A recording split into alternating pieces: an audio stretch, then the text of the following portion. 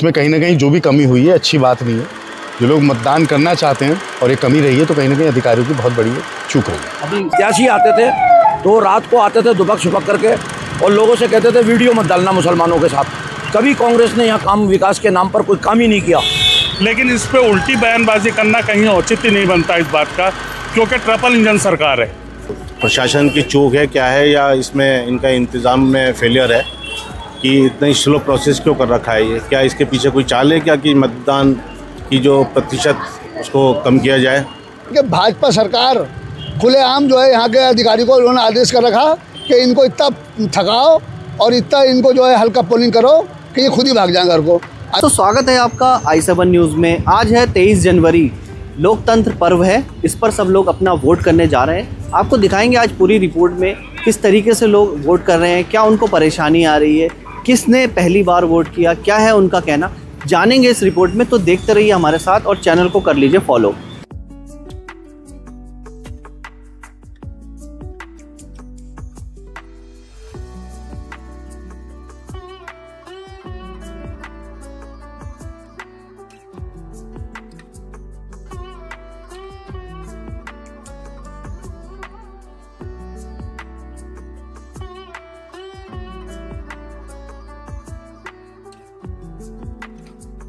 नहीं, कौन से वार्ड से? वार्ड 25 से क्या परेशानी हो रही है? परेशानी क्या, हमारा नाम ही नहीं है लिस्ट में। विधानसभा का जो इलेक्शन हुआ था उसमें नाम था, अभी नगर निगम वाली में नहीं है। आपकी तरह लगभग और वार्ड में कितने लोगों के वोट? मेरे वार्ड में मेरे घर के आसपास ही करीब 10-12 घर ऐसे हैं जिनके पूरे वार्ड के वोट नहीं आए क्षेत्र में। बल्कि शुरुआत ही आज सुबह काठगोदाम में पता लगा, पूरे पन्ने ही गायब थे वहाँ। तो खैर वो गलती तो ठीक हो गई क्योंकि वो ओरिजिनल वोटर लिस्ट की सूची में था, लेकिन जो ओरिजिनल वोटर लिस्ट की सूची में नाम नहीं है वो मतदान नहीं कर सकता क्योंकि निगम का चुनाव है, निगम से ही पर्ची बन के आती है। तो इसमें कहीं ना कहीं जो भी कमी हुई है अच्छी बात नहीं है। जो लोग मतदान करना चाहते हैं और ये कमी रही है तो कहीं ना कहीं अधिकारियों की बहुत बड़ी चूक रही है। अभी मैं जनता से ये कहूँगा कि आपने जो आशीर्वाद बना के रखा है उसको आगे भी बना के रखिए। और जनबल कांग्रेस पार्टी के साथ है, भाई ललित जोशी के साथ है। और जिस हिसाब से मतदान हो रहा है मेरे को पूरा विश्वास है परसों काउंटिंग के बाद हल्द्वानी का मेयर कांग्रेस पार्टी से काबिज हो गया। ये बनबुलपुरा क्षेत्र में यहाँ जो पार्षद हैं, जो वर्तमान में पार्षद थे, उनकी गलती है। उन्होंने जो उनको वोट नहीं मिलते थे उन्होंने वो वोट अपनी लिस्ट से कटवाए हैं और जो वोट बाहर से ला करके उन्होंने कुछ वोट बनाए हैं जो हमारी नॉलेज में आया है। ऐसे लोगों के वोट कटवाने का लोकतंत्र में जो है ये सीधा जो है लोकतंत्र की हत्या है।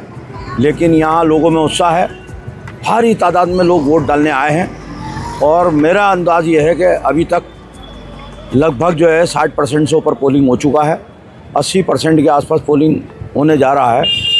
और यहाँ की जो स्थितियाँ हैं, यहाँ पर कांग्रेस ने जिस तरीक़े का खेल खेला है, जो कांग्रेस ने वोटों पे तो ध्यान दिया नहीं, यहाँ के लोगों के वोट है नहीं है उनके वोट कटाने का काम किया। जो भारतीय जनता पार्टी के पक्ष में वोट मिलते थे वो वोट भी कटे हैं।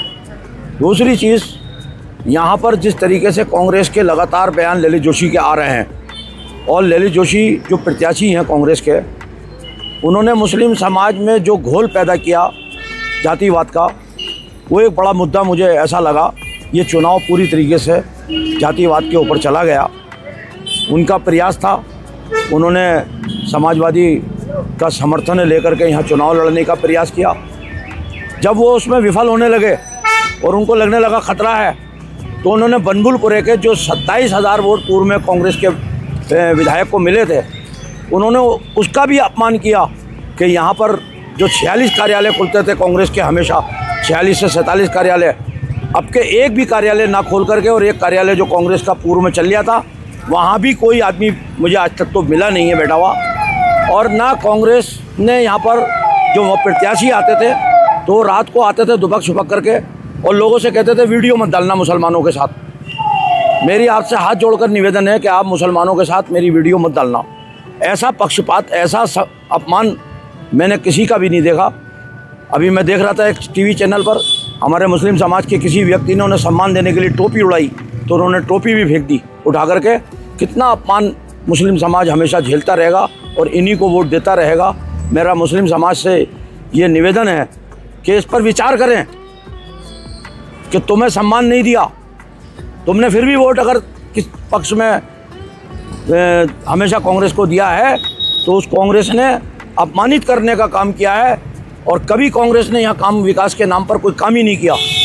आज भारतीय जनता पार्टी की सरकार है, हर गली सीवर लाइन पड़ गई है, यहाँ पर हर गली में पानी मिल रहा है। जल मिशन के तहत, अमृत योजना के तहत जितना विकास बनबुलपुरा में 150-200 करोड़ रुपया जो है इन 5 वर्षों में, इतनी बड़ी राशि कभी 50 वर्षों में नहीं खर्च हुई जितनी भारतीय जनता पार्टी के समय में खर्च हुई। और विशेषकर हर क्षेत्र में ये देखने को मिला है कि पूरे घर लोग जो है उड़ गए हैं, उसमें पूरे मतदाता गायब हैं, पूरे परिवार गायब हैं। वहाँ पे ये शिकायत बराबर आ रही है और ये देखने को मिल रहा है। लेकिन इस पे उल्टी बयानबाजी करना कहीं औचित्य नहीं बनता इस बात का, क्योंकि ट्रिपल इंजन सरकार है। अभी तक ट्रिपल इंजन सरकार है, निगम में भी भाजपा के प्रत्याशी हैं, वहाँ पर आसीन हैं, और सेंटर में भी वही हैं और प्रदेश में भी वही हैं। तो ये सवाल समझ में नहीं आया, इस बात का कोई औचित्य नहीं है कि मशीनरी पूरी आपके हाथ में है, सारा संचालन आप कर रहे हैं, चुनाव नीतियों का अवलोकन भी आप कर रहे हैं। तो ये चीज़ आपको तय करना है कि आपके लोगों ने किस तरीके का काम किया। बल्कि मुझे तो इस बात का अंदेशा होता है कि किसी तरीके से खास तौर से अल्पसंख्यक समुदाय के वोट कम कराने की कोशिश की गई है, जिससे यहाँ का चुनाव प्रभावित हो सके और हल्द्वानी का चुनाव प्रभावित हो सके। नगर निगम हल्द्वानी में परिवर्तन की बयार बही है, इससे कोई इनकार नहीं कर सकता। पंडित ललित जोशी के समर्थन में जिस तरीके से समाज ने उठ के अब इलेक्शन अपने हाथों में लिया है, ये जग जाहिर है। पूरा मीडिया भी इस बात को जानता है, चुनाव लड़ाने वाले भी लोग इस बात को जानते हैं। और ये इलेक्शन समाज ने और यहाँ के जितने भी महानुभाव थे उन सब ने अपने हाथ में लिया इस इलेक्शन को, और पंडित ललित जोशी के फेवर में और एक ऐसे आंदोलनकारी के पक्ष में रुझान देखने को मिल रहे हैं समाज के अंदर कि ऐसा प्रतीत होता है कि ये सीट पूर्ण रूप से कांग्रेस के पक्ष में जा रही है। और हमारे प्रत्याशी ललित जोशी जी भारी बहुमत से जीतने जा रहे हैं। मैं सारे लोगों से आह्वान करूंगा आपके चैनल के माध्यम से कि इस समय सब लोग घरों से निकलें और घरों से निकलकर कांग्रेस के पक्ष में मतदान करें। और जब भी हल्द्वानी का विकास संभव है, क्योंकि कांग्रेस पार्टी ऐसी पार्टी है तो सभी धर्मों को लेकर साथ में चलती है। और मुझे उम्मीद है कि जब हमारे ललित जोशी जी मेयर बन जाएंगे तो उसके बाद, क्योंकि हमारे विधायक भी हमारे होंगे और मेयर भी हमारे होंगे, तो सब जबरदस्त तरीके से काम होगा, दोनों की जोड़ी बनेगी और काम होगा।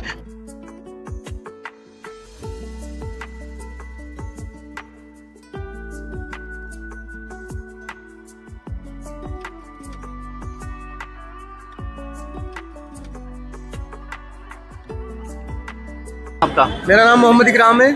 कब से खड़े हैं आप वोट डालने के लिए? कम से कम 2 घंटे हो गए। कौन से वार्ड से आप? वार्ड 25 से हैं। क्या लग रहा है, क्या परेशानी आ रही है? यहाँ से बढ़ने का नाम नहीं लेते, वहाँ से लोग आने का नाम नहीं ले रहे।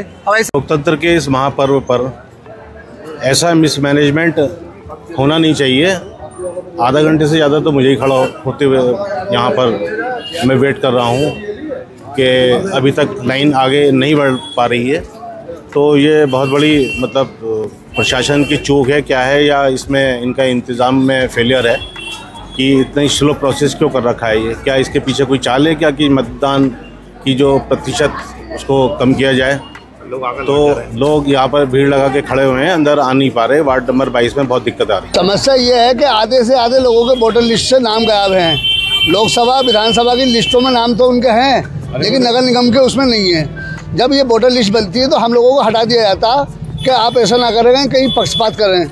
दूसरी बात यह आई कि पोलिंग इतनी हल्की चल रही है, कई कमरों में 100 तक वोट नहीं पड़े हैं अभी। अगर ऐसा चलता रहा तो 5 बजे तक मुझे लगता है कि 50% पोलिंग भी नहीं हो पाएगी। और लोग जो है 2-2 घंटे 3-3 घंटे बीमार परेशान, जिनको ऑपरेशन हुए हैं वो लोग खड़े हुए हैं कि भाजपा सरकार खुलेआम जो है यहाँ के अधिकारी को उन्होंने आदेश कर रखा कि इनको इतना थकाओ और इतना इनको जो है हल्का पोलिंग करो कि ये खुद ही भाग जाएं घर को। अभी देखा होगा आपने, मैं अभी थोड़ी देर पहले गया था और हमारे दोस्त थे वकील भाई, वो भी गए थे। वोटर लिस्ट में नाम होने के बाद भी इन्होंने उसको हटा दिया। तो हमने पूछा उनसे, साहब आपने ऐसा क्यों करा? बोला वो इन्हें बताया नहीं। मैंने कहा तो बेचारी गरीब है, पढ़ी लिखी नहीं है, कम है पढ़ी लिखी।